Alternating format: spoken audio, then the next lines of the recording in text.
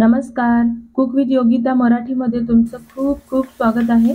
तर आज आपण तांदूळ आणि मुगाच्या डाळीचे पापड बघणार आहोत. तर इथे तुम्ही बघूच शकता की अगदी कढईभर हा पापड फुलतो आणि खायला देखील अगदी हलका फुलका असतो. अजिबात तेलकट होत नाही. तर या पद्धतीने नक्की ट्राय करून बघा. तर रेसिपी तुम्हाला कुठल्याही क्षणी थोडी जरी आवडली तर प्लीज व्हिडिओला लाईक नक्की करा. सोबतच चॅनलवर नवीन असाल तर चॅनलला सबस्क्राईब सुद्धा करा.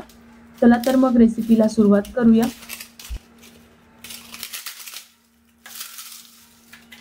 तर हे पापड बनवण्यासाठी मी इथे राशनचे तांदूळ घेतलेले आहेत.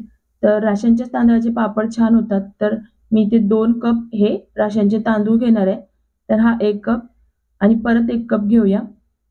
तर तुम्ही कुठलाही कप किंवा वाटीने घेऊ शकता. तर अर्धा वाटी मी इथे मुगाची डाळ घेतलेली आहे. तर इथे बघू शकता हे बिना छिलक्याची डाळ घेतलेली आहे. तर डाळ टाकली तर ही पापडाची चव खूप छान लागते. तर नक्की ट्राय करून बघा आणि एकदा छान याला मिक्स करून घेऊया. जर तुम्हाला धुवायचं असेल तर हे तुम्ही धुवून घेऊ शकता. धुवून नंतर मग याला वाळवून किंवा तुम्ही कढईमध्ये याला भाजून सुद्धा घेऊ शकता. नंतर तुम्ही याला गिरणीतून दळून घेऊ शकता. तर मी इथे आज धुणार नाहीये. इथे मी एक ओला कपडा घेतलेला आहे आणि ओला कपड्यावरच आपण हे छान असं पुसून घेणार आहे. म्हणजे याच्यावर जे धूळ वगैरे असतील ती सगळी निघून जाईल. तर हे थोडे स्वच्छच तांदूळ होते त्याच्यामुळे मी इथे ओला कपड्याने याला छान असं पुसून घेणार आहे.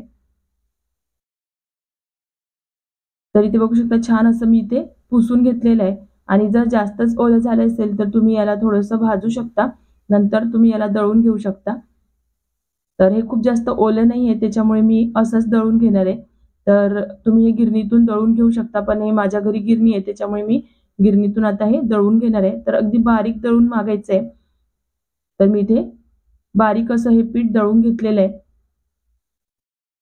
तर इथे बघू शकता अगदी बारीक हे दळून घेतलेलं आहे. याच पद्धतीने दळून आणायचंय. तर आधी आपण हे पीठ जे आहे ते मोजून घेऊया. तर कुठल्याही एका भांड्याने तुम्ही हे मोजून घेऊ शकता.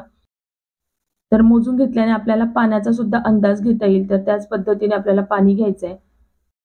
तर तुम्हाला वाटत असेल तर तुम्ही एकच बाउल हे पीठ घेऊ शकता. पण हे मी उरलेलं आहे ते सुद्धा वापरून घेणार आहे. तर हे बघू शकता 1 बाउल भरलेला आहे आणि अगदी थोडंसं पीठ याच्यामध्ये उरलेलं आहे आणि आपण हे पूर्णच घेणार आहे. तर हे पीठ याच्यामध्ये परत टाकून घेऊया. आता याच बाउलने आपण पाणी मोजून घेणार आहे. तर दुसरं एक भांडं घ्यायचंय त्याच्यामध्ये बाउलनी पाणी मोजून घ्यायचंय. तर जितकं आपलं पीठ होतं तितकंच आपल्याला पाणी मोजून घ्यायचंय.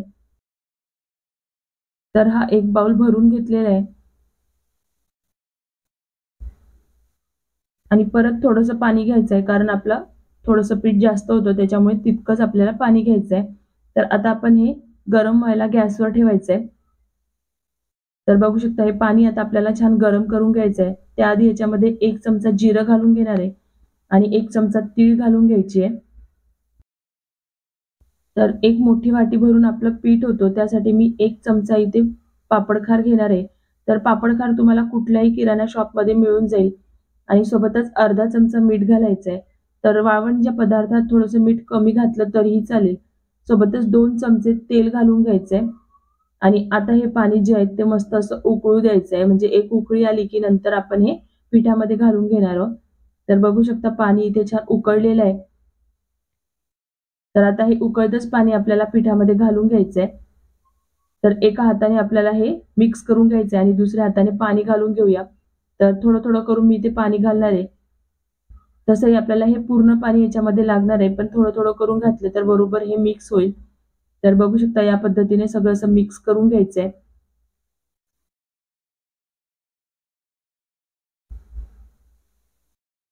तर आता उरलेलं सगळं पाणी टाकून घेणार आहे. तर हे परफेक्ट मेजरमेंट असतं पाण्याचं. इतकंच पाणी आपल्याला घ्यायचंय आणि हे छान असं मिक्स करून घ्यायचंय. तर हे चमचाला लागलेलं सुद्धा हे काढून घ्यायचंय आणि सोबतच इथे मी एक प्लास्टिकची पिशवी घेतली आहे. त्याच्यामध्ये आपल्याला हे सगळं घालून घ्यायचंय. तर हे खूप गरम असतं त्याच्यामुळे मी इथे प्लास्टिकच्या पिशवीमध्ये घालून घेतलेलं आहे आणि आता आपल्याला हे छान चोळून घ्यायचंय म्हणजे छान असं पिठासारखं मळून घ्यायचंय. अगदी नरम होईल असं मळून घेऊया. तर इथे मला 4 ते 5 मिनिटं लागतील. छान असं हे मळून घ्यायचंय. तर हे गरम-गरमच चांगलं असं मिक्स होईल. तर बघू शकता हा छान असा गोळा तयार झालेला आहे. जर तुम्हाला हे प्लास्टिक मधून जास्त गरम वाटत असेल तर तुम्ही याच्यावर एक कपडा ठेवू शकता आणि त्याने असं छान मळून घेऊ शकता। तर बघू शकता हे छान असं पीठ एकजीव झालेलं आहे। तर याच पद्धतीने करून घ्यायचं आहे। तर आता आपण एका भांड्यात त्याला काढून घेणार आहोत।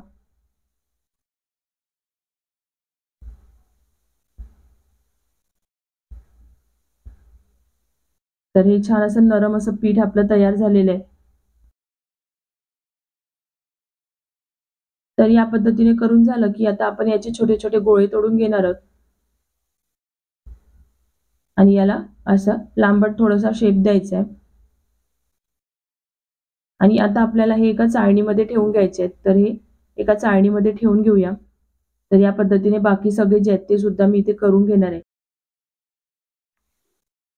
चाळणीला तेल लावायची गरज नाहीये, असंच ठेवून घ्यायचं आहे। तर हे सगळे मी याच्यामध्ये ॲडजस्ट करून इथे ठेवून घेतलेले आहे। आणि दुसरीकडे मी इथे पाणी सुद्धा गरम करायला ठेवलं आहे। तर एका भांड्यात पाणी गरम करायला ठेवायचं आहे। पाणी छान असं गरम झालं की ही जी आपली चाळणी आहे याच्यावर ठेवून घ्यायची आहे आणि याला झाकून आपल्याला वाफवून घ्यायचं आहे। तर इथे 12 ते 15 मिनिटं छान असं वाफवून घ्यायचं आहे। जर या पद्धतीने केले ना तर तुमचे पापड कधीच तुटणार नाही आणि तळल्यानंतर अगदी कढईभर फुलणार। तर याच पद्धतीने करून घ्यायचंय। तर इथे 15 मिनिटं होऊन गेले आणि आता आपण हे झाकण काढून घेऊया। तर बघू शकता हे छान असं आपलं वाफवून घेतलेलं आहे।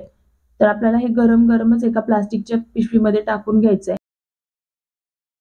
कारण आपल्याला हे गरम-गरम मळून घ्यायचंय। कारण आपण हाताने हे मळू शकणार नाही। त्याच्यामुळे प्लास्टिकच्या पिशवीमध्ये टाकलं की हाताला जास्त चटके लागणार नाही। जर हे तुम्हाला जास्तच गरम वाटत असेल तर वरून एक कपडा घ्यायचा आहे आणि त्याला छान असं मळून घ्यायचंय। तर फक्त 2 मिनिटच मी याला असं मळून घेणार आहे। तर मी इथे 2 मिनिटं मळून घेतलेलं आहे। आता आपण एका परातीमध्ये याला काढून घ्यायचंय। तर हे अजून प्लेन झालेलं नाहीये, तर छान असं प्लेन करून घ्यायचंय आणि आपण हे हाताने अजून करू शकत नाही, कारण गरमच आहे. त्याच्यामुळे प्लेट किंवा अशी वाटी घ्यायचंय किंवा असा पेला घेतला तरी चालेल आणि या पद्धतीने असं प्लेन छान करून घ्यायचंय. असं केल्याने हे लगेच प्लेन होईल. तर बघू शकता या पद्धतीने करून घेणार आहे. आणि आपल्याला हे सगळी जी प्रोसेस आहे ती गरम-गरम असतानाच करायचं आहे, म्हणजे थंड होऊ द्यायचं नाहीये. तर बघू शकता अजूनही हे पीठ गरमच आहे आणि आपण हे छान असं प्लेन करून घेतलेलं आहे. तर मी तुम्हाला दाखवते. अगदी प्लेन हे पीठ झालेलं आहे. याच पद्धतीने करून घ्यायचंय. आणि आता या पद्धतीने छोटे-छोटे गोळे बनवून घ्यायचे. तर पीठ हे चांगलं शिजलं गेलंय त्याच्यामुळे अजिबात हाताला वगैरे चिकटणार नाही.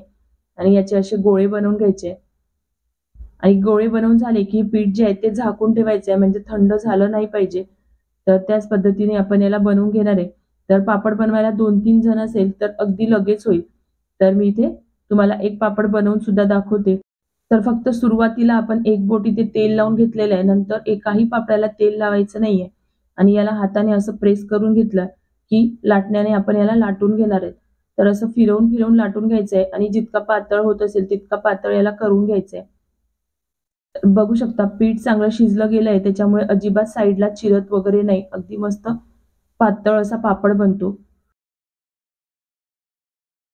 तर इथे बघू शकता बघा किती छान असा पातळ आपला पापड झालेला आहे। तर याच पद्धतीने सगळे पापड बनवून घ्यायचे आणि दुसरीकडे मी प्लास्टिकची शीट टाकून घेतली आहे त्याच्यावर आपण हे पापड सुकवून घेणार आहे। तर या पद्धतीने बाकी सुद्धा पापड मी इथे बनवून घेणार आहे। तर लवकर-लवकर बनवायचे आहे म्हणजे पीठ आपलं थंड झालं नाही पाहिजे। तर या पद्धतीने मी काही पापड बनवून घेतलेले आहे आणि मी इथे पापड बनवल्यानंतर 1 दिवस याला सावलीतच म्हणजे फॅनमध्येच सुकवून घेणार आहे आणि दुसऱ्या दिवशी याला छान अशी कडक ऊन दाखवणार आहे. म्हणजे पापड आपले चांगले सुकतील आणि पातळ असल्यामुळे हे लगेचच सुकतात. तर इथे बघू शकतात काही वेळातच म्हणजे पापड बनवताच काही पापड असे थोडेसे साइडनी वर आले, की आपण याला दुसऱ्या साइडनी पलटवून द्यायचंय.